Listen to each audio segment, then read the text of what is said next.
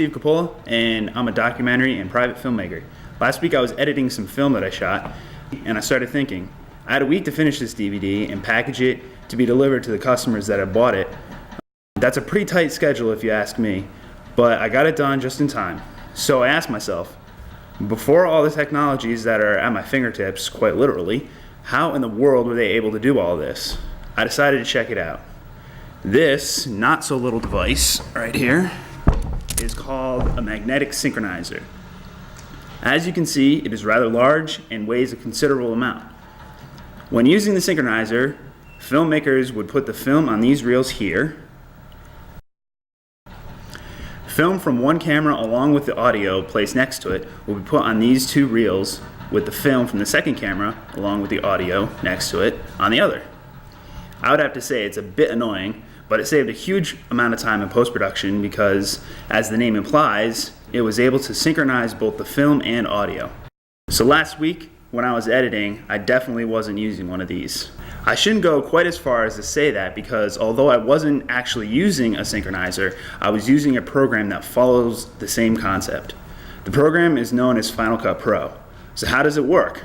Actually, it's really simple. This area down here is where you build your movie. You take the raw footage from up here and you drag it to the timeline like so.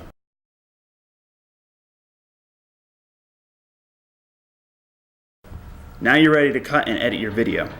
So where do you see your footage to know what you're actually doing? Well, that's in this box up here.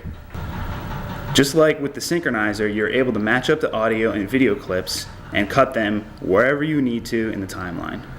The upper blue section is the video, and the two lower green sections are the audio. Now you're ready to start moving clips around and making a movie.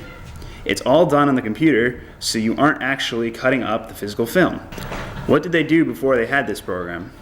Well, when they needed to line up film with the audio or make a cut, they used the Precision Magnetic Synchronizer. The synchronizer locked the clips together while editing.